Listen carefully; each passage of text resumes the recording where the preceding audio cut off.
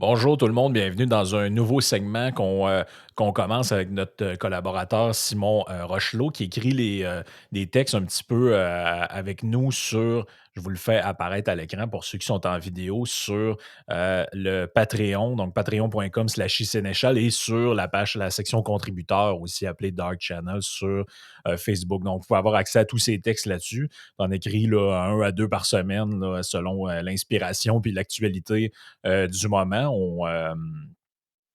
T'en as publié un cette semaine, mais t'en as publié aussi sur un peu ce qui se passait avec le Parti libéral. Bon, on a vu que ils ont eu un score tout à fait abominable dans dans la parcelle de Marie-Victorin. Bon, on s'attendait pas personne à ce qu'ils fassent grand-chose dans cette circonscription-là parce que c'est un château fort péquiste. Bon, c'est une section de Longueuil qui est très, très peu favorable, mais bref, ils ont quand même fait la moitié moins que ce qu'ils avaient fait au général de la dernière fois, ce qui indique quand même beaucoup. Ils ont fini cinquième derrière le Parti conservateur du Québec.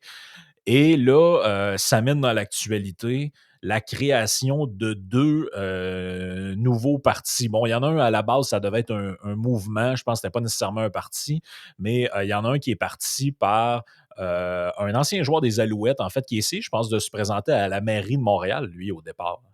Oui, exact, exact. Ben, en fait, si on recule un peu plus, en 2017, il était dans l'équipe de Denis Coderre. Il se présentait OK. non, pardon, il était avec l'équipe de Valérie Plante et il a Valérie Plante. perdu. C'est ça, il a perdu contre la candidate de Denis Coderre à Montréal-Nord.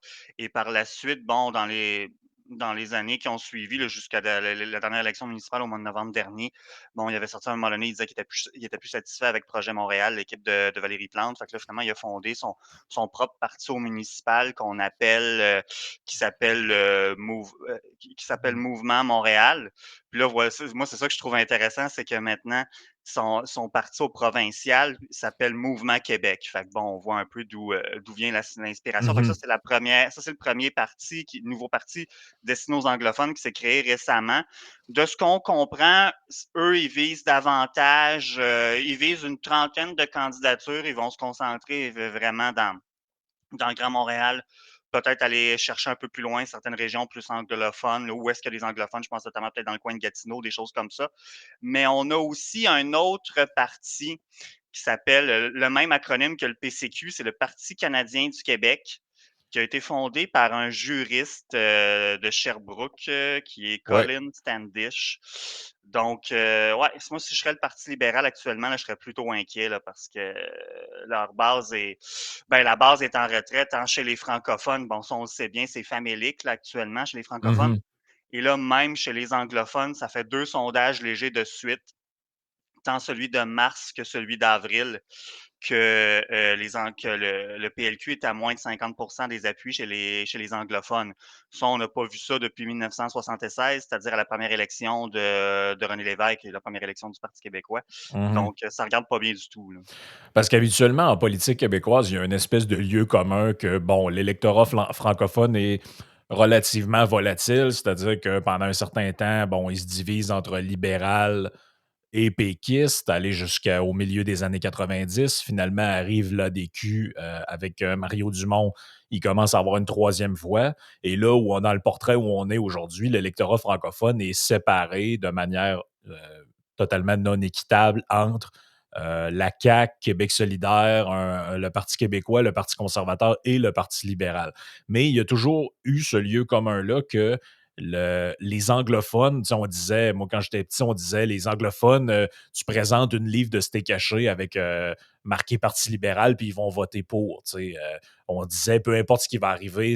Puis je pense que le Parti libéral a pris sa base anglophone pour acquis, si je peux dire. Puis là, ben, la grogne monte. Et c'est ce qui explique un peu la création de ces partis-là.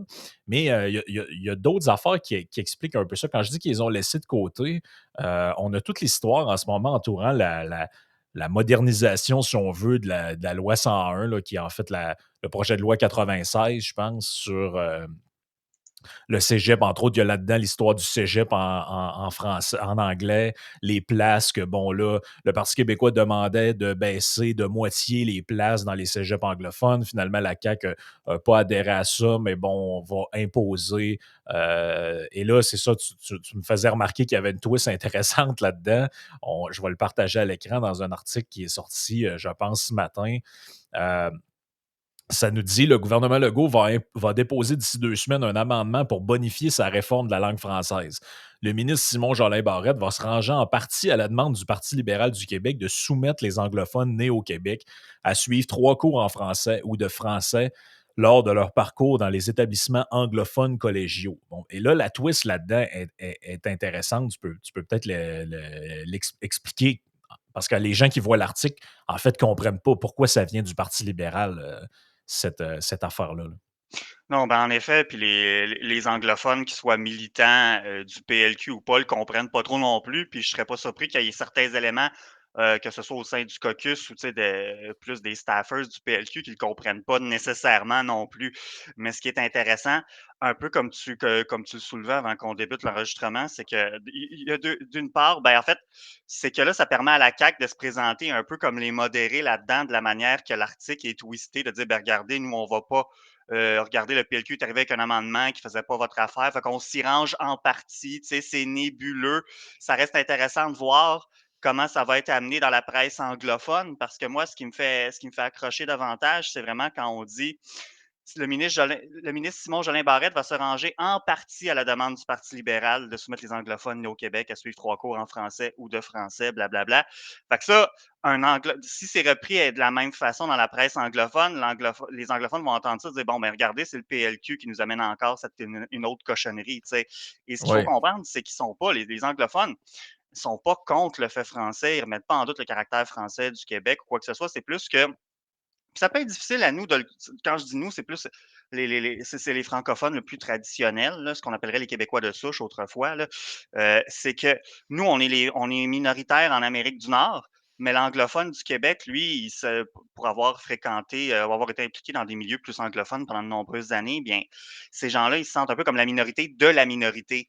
Alors, Ouais. c'est ça qui ont souvent un réflexe. Quand on commence à jouer dans des trucs du genre, bon, réduire le nombre de places, ce qui avait été proposé Ils se sentent attaqués par ça. Là. ouais, c'est ça. Ils se sentent attaqués comme les propositions de genre, un peu comme on disait, de réduire le nombre de places en garderie ou encore dans le projet de loi 96, il y a un truc qui est que, bon, les arrondissements ou les villes bilingues qui ont un statut reconnu en vertu de la Charte de la langue française, ça leur permet, c'est principalement dans le cadre de l'administration qui peut avoir des communications entre les employés de la ville en anglais. Ça permet un peu plus d'anglais que ce qui serait notamment autrement permis. Et là, bon, il y a plusieurs municipalités anglophones ou arrondissements anglophones qui sont tombés en bas du seuil de 50. Alors là, maintenant, il y a un mécanisme qui est prévu dans le projet de loi. Il va falloir voir qu'est-ce qui va demeurer, mais qu'en gros, c'est qu'à tous les 5 ans, ben là, il faudrait que l'administration municipale ou de l'arrondissement fasse une demande. Ben, il va recevoir une lettre de l'Office de la langue française quand il tombe en bas du seuil de 50. Et là, ils ont un certain nombre de jours pour se revirer de bord et dire oui, s'il vous plaît, on veut conserver notre statut. Fait que c'est à tous les 5 ans. Fait que là, c'est sûr que la minorité anglophone se dit bon, ben là, c'est parce que ça donne place au joug de la politique. Tu te dis, ben là, dépendamment si c'est un parti qui rentre, qui est moins favorable. En plus, bon, le, le bassin d'anglophones s'égrène avec le temps. Donc, c'est ça, ils se sentent menacés. Et là, en plus, c'est que c'est leur parti refuge. En fait, comment Oui, ça va c'est être ça. reçu? C'est ça, ça vient de leur parti refuge, donc c'est ça. Non, c'est ça qui est le problème là-dedans. Et puis là, ben, dans le fond, pour les gens qui se demandent un peu c'est quoi l'affaire de l'amendement controversé, c'est que ça a été déposé ça par Hélène David, je pense, dans Oui. l'espèce de commission parlementaire qui est sur le projet. Et là, elle, c'est ça, elle exigeait qu'il y ait une meilleure maîtrise du français pour. Je pense pas qu'elle a fait ça de mauvaise foi. Là. Elle disait que fallait que dans les cégeps anglophones, les gens aient une bonne maîtrise du français.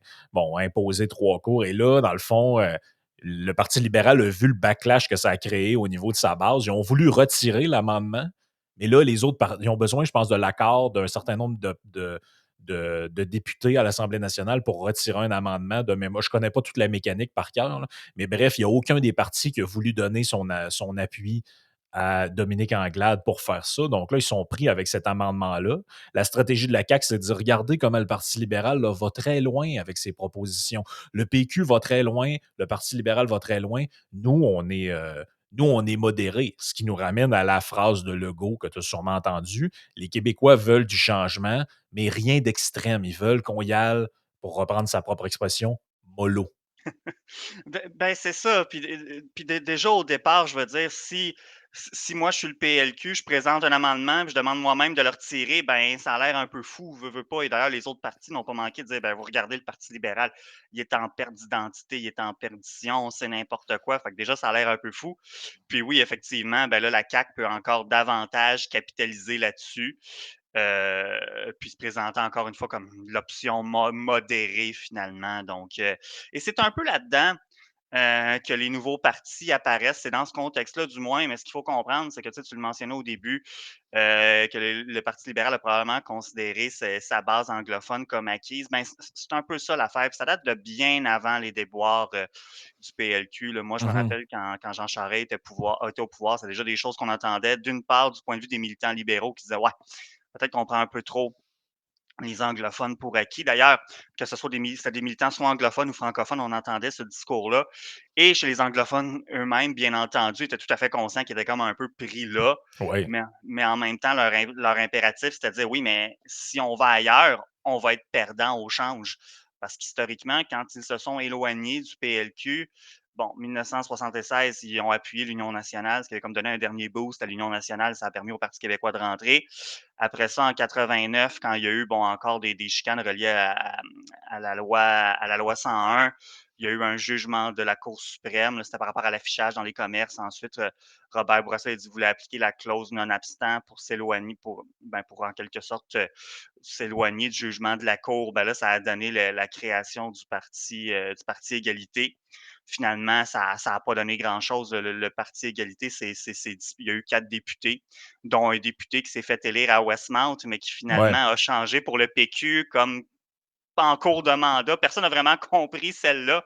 Finalement, à l'élection suivante, ils se sont fait balayer de la carte puis ils sont disparus un peu avant le référendum de 95. Donc finalement, historiquement, ça ne leur a jamais vraiment servi, même quand il y a eu l'élection partielle dans les années 2000 dans Laurier-Dorion, où est-ce qu'il y avait comme une sorte de les anglophones, la communauté grecque était comme moins sortie voter, ce qui avait permis à Elsie Lefebvre de se faire du Parti québécois de se faire élire dans le cadre d'une partielle.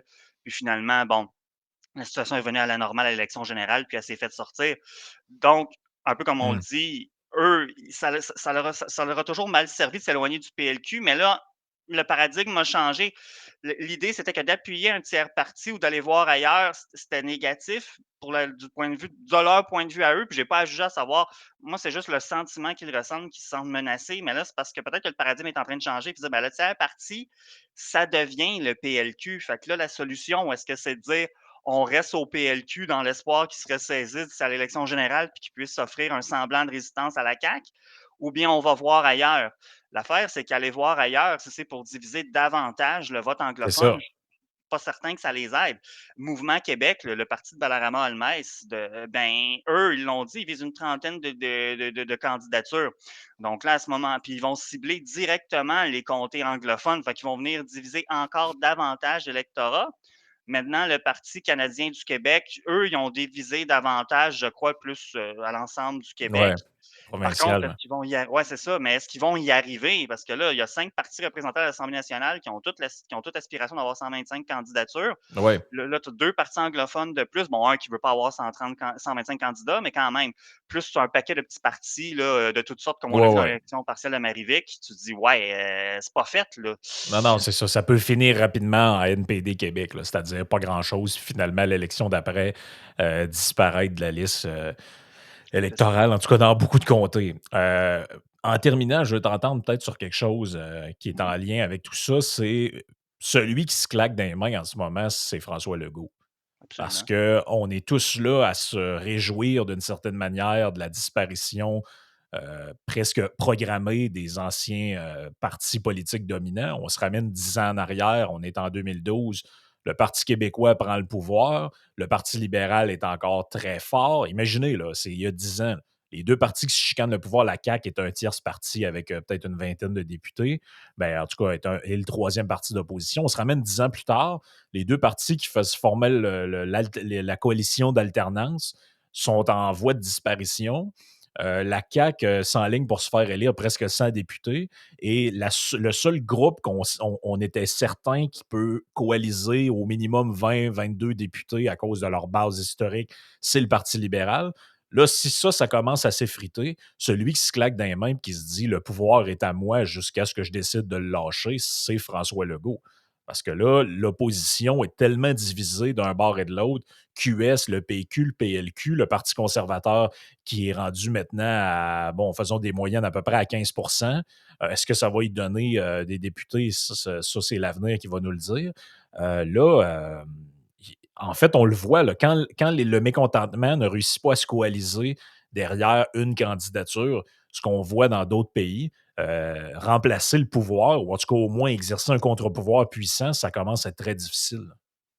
Oui, tout à fait. Puis, est-ce qu'un parti autre que le PLQ va être en mesure de faire des gains dans l'ouest de l'île de Montréal? C'est pas certain, malgré cette division-là du vote. Par contre, ce qui arrive, c'est que le PLQ, jusqu'à tout récemment, il y avait quand même. C'est pas vrai que c'était un parti uniquement montréalais. Il y avait des députés un peu sur la rive-sud de Montréal, Mhm. un peu en Outaouais, il y en avait en Estrie, il y en avait dans la région de Québec. Maintenant, il reste plus grand-chose en dehors de l'île de Montréal. Il y en avait à Laval aussi, non encore.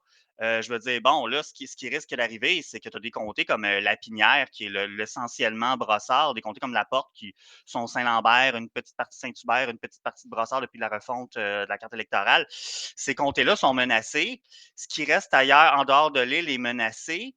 À Québec, il n'y en a plus depuis le départ, je crois, de Sébastien Prou, qui se fait Sébastien Prou, Sébastien député. Prou et sa maman, c'est pas mal les derniers là, de cette C'est lignée-là. ça. Fait que là, finalement, tu te dis, c'est sûr que François Legault, il se tape dans les mains parce qu'il dit, bon, même si personne n'arrive vraiment à faire de parti, de percée, c'est-à-dire dans l'ouest de l'île de Montréal, ben, le PLQ, qui a été longtemps le parti naturel du pouvoir, qui est l'opposition officielle, mais qui est en voie de perdre l'opposition officielle, ben, il va devenir de plus en plus marginalisé. Fait que là, je me dis, si je me remets dans une perspective des électeurs anglophones, tu te dis, mais qu'est-ce qu'on fait? Diviser davantage le vote anglophone, je pense pas que c'est la solution. L'espoir de dire est-ce que le PLQ va se ressaisir, tu te dis ouais, ben là, c'est sûr qu'en campagne, tout peut changer, mais là, tu te dis ouais, là, c'est parce que l'échéancier électoral s'en vient, ça regarde pas bien. Il semble y avoir une crise de leadership du point de vue du côté de Mme Anglade et tout ça. Sinon, il reste peut-être le Parti conservateur du Québec, qui lui, quand même, qui commence à faire quand même des percées intéressantes en termes d'appui chez les anglophones, qui Mhm. a un discours qui n'est pas réfractaire, pas du tout à la communauté anglophone. Donc, ça va être à voir, mais c'est sûr que François Legault se réjouit de ça c'est sûr et certain. Ouais, c'est peut-être le. En fait, lui, Dominique Anglade voit la création de ces deux partis-là, ça l'a fait peut-être freaker un peu. François Legault, lui, est juste bien content. Créez-en des micro-partis pour vous diviser. Pendant ce temps-là, moi, je vais consolider mes acquis puis je vais aller ravir les derniers châteaux forts qui vous restent.